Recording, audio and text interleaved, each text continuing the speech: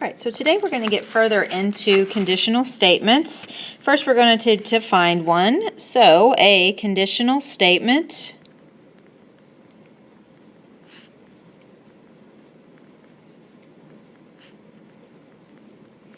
is a logical statement that has two parts. It has a hypothesis and a conclusion. So we talked a little bit about this yesterday, so the hypothesis and a conclusion. When a conditional statement is written in if-then form, the if part contains the hypothesis. So whatever comes after the word if is the hypothesis. Whatever comes after the word then is the conclusion. So for an example, so if it is raining, then there are clouds in the sky. Then there are clouds in the sky. So that's basically taking a statement, and when you take a statement and you put it into if-then form, that's called, you turn it into a conditional statement. A conditional statement, again, is if-then. If the words if-then aren't there, then we just refer to it as a statement. Sometimes the word hypothesis and conclusion are abbreviated. So in some instances, you'll see the letter P, and that's going to stand for the hypothesis. Any hypothesis. So just like we like to use X to represent unknowns, we can also use P to represent an unknown hypothesis, and we can use Q to represent a conclusion. So now what we're going to have is some of these conditional statements are going to be true and some of them will be false. If they're false, we're going to then have to provide an example of why it is false. When we provide examples of why things are false, that's called a counterexample. A counterexample is any example that proves the conditional to be false. A counterexample can be an equation that you make up. It can be a picture that you draw. Or it can be a sentence or sentences, a sentence or slash a statement. So a counterexample, don't always think that you have to write it out in words. Like I said, you can form an equation or you can draw a picture. So let's look at some of these conditional statements, see if they're true or false, and then decide if we can provide a counterexample. If a polygon has 5 sides, then it is a regular polygon. So if it has 5 sides, then it is a regular polygon. Well, regular means that all angles and all sides are congruent. So just because it has 5 sides does not necessarily mean that it's regular. So this statement is actually going to be false. And to provide a counterexample in this situation, I think it would be easiest if you draw a picture and you draw any 5-sided figure, so your figure does not have to look exactly like mine. 1, 2, 3, 4, 5. We have a 5-sided figure there, and not all the sides are the same, so therefore it cannot be regular. So this picture here is indeed a counterexample. It's proving here's a reason why, a picture why this statement is false. 2. If measure of angle A is 85 degrees, then the measure of the complement of A is 5 degrees. Well, remember that word complement here means that it's a pair of angles that add up to 90 degrees.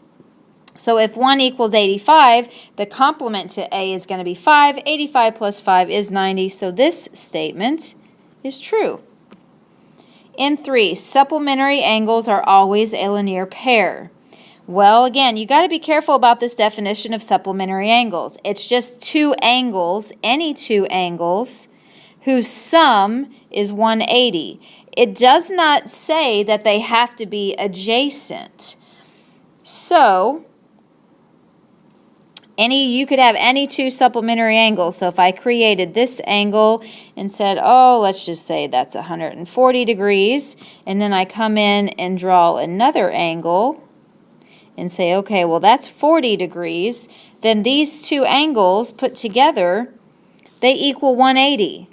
Okay, so I can say that those guys are supplementary. Are they a linear pair? No, because when we give it a special name as a linear pair, they must be adjacent. So not all supplementary angles are a linear pair. So this one would be false. And the picture that we drew here is our counter example.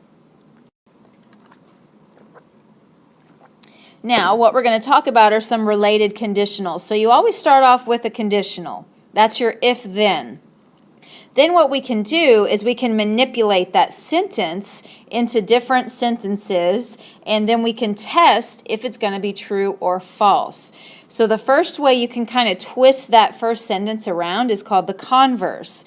So to write the converse of a conditional, what you're going to do is exchange the hypothesis with the conclusion. So basically think of the suffix here, verse. All right, we have converse. And think of the word reverse.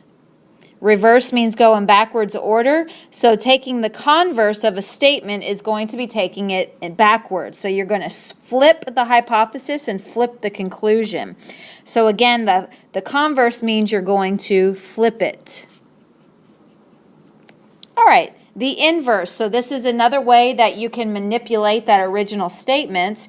And inverse is to write the inverse of a conditional. What you're going to do is you're going to negate both the hypothesis and the conclusion. Now think of that word negate. It's very similar to a word we say all the time, which is negative. Okay, so to negate something, the negation is the opposite of a statement. So a lot of times to say an opposite of something, like if I say my hair is blonde, if I wanted to say the opposite of it, I would say my hair is not blonde. So basically, to negate something, you're going to insert or remove the words not before each part. Or sometimes you're going to have a sentence that says does not. So like if I say, I do not like pizza. Well, the opposite of that would be that I do like pizza. So sometimes the sentence will be structured as a do or do not. And sometimes it's just going to be like my hair is blonde. And so then you would say my hair is not blonde. So you sometimes have to play with the words, how the sentence is structured to negate it. Next is the contrapositive. So back to inverse, the way I kind of remember inverse here is that whole in the prefix there, inverse, and what you're going to do is you're going to insert the word not. All right, so converse is reverse. You're going to flip it. The inverse is you're going to insert the word not because it's going to be the opposite, the negation. Contrapositive. The contrapositive is kind of a mixture of the converse and the inverse. So the contrapositive, all right, it is the converse and the inverse of a conditional. So what you're going to do is that you're going to flip it and negate it. So you're going to do both things to the original conditional to then test to see if it's true or false. So now let's apply these related conditionals to a statement so you can kind of see what's going on. So we're going to write the conditional, then we're going to write the converse, the inverse, and the contrapositive of the statement. Decide whether each statement is true or false. So our statement is basketball players are athletes. To write a conditional is where you put things in if-then form. So we're going to put this statement in if-then. So if you play basketball, so again, you may have to play with the wording of this, the structure of the sentence to kind of get it to make sense. You don't have to. You may have to add some words in there, or you may have to kind of change it a little bit. That's okay. Just make sure the overall idea is exactly the same. So if you play basketball, then you are an athlete.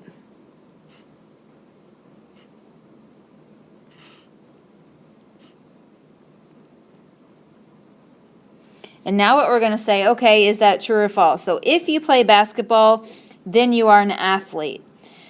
So let's not think about this too in depth. Let's just think about it as if you're a basketball player, then more than likely you have some type of athletic ability. So we're going to go ahead and say that this is true.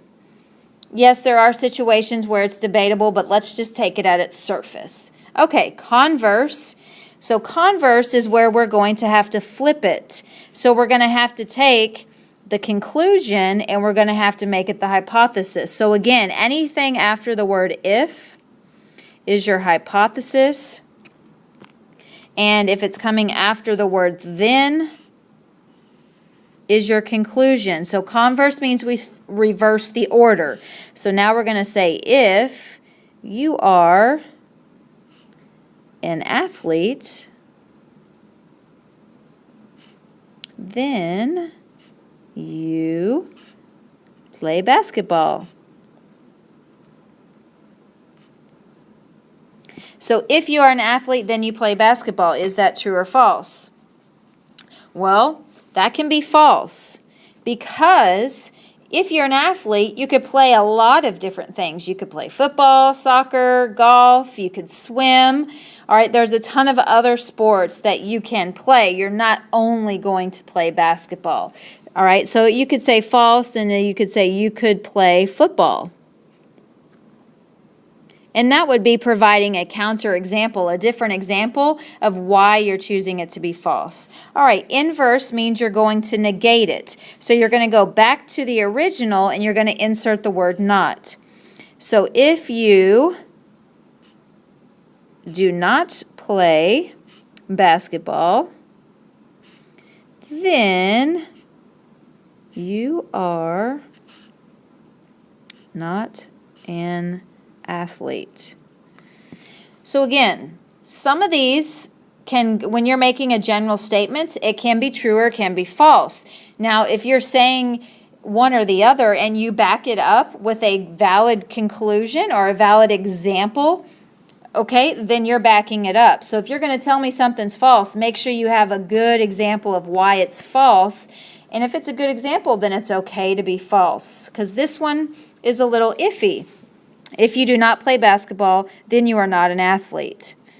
So I can think of a situation to where if you're not playing basketball, you could still be an athlete, because what if you failed a class? You can't play basketball. Does that mean you're not an athlete? No, it just means that you failed class. So I could say that this is false because maybe you failed class.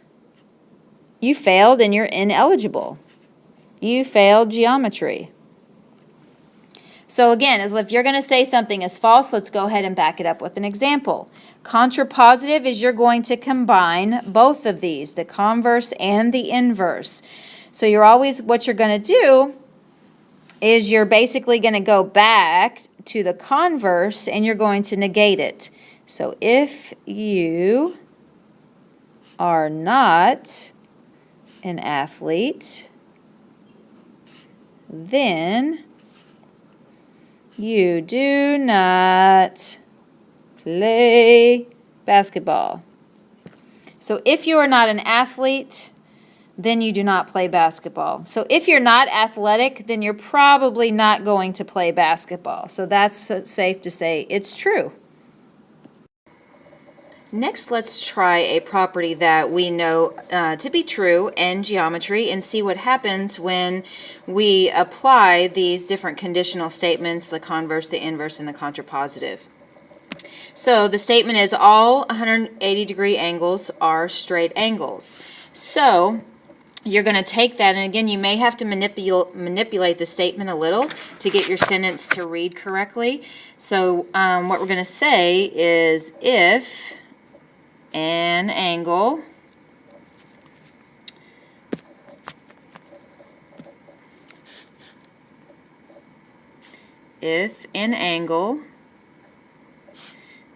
equals 180 degrees, then it is a straight angle. And again, your sentence doesn't have to be exactly like mine, but what does have to happen is your hypothesis has to be the same, so the angle equals 80, and then your conclusion has to be the same of it's a straight angle. And yes, we know this to be true because that's one of our properties we use. All right, so the converse, remember, is reverse, so you're going to flip the conclusion and the hypothesis, and so we're going to say if it is a straight angle,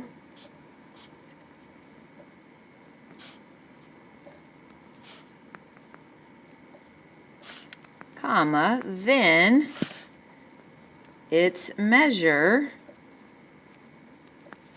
equals 180 degrees.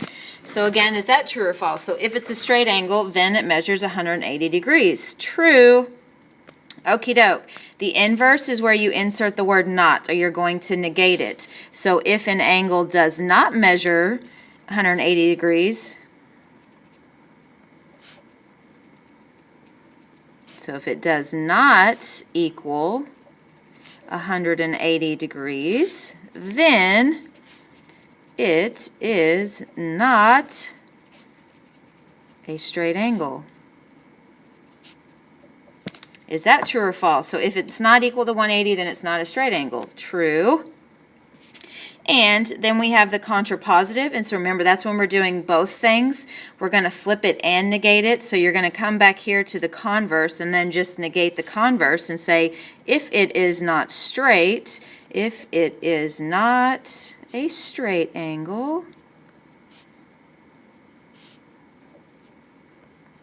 then it does not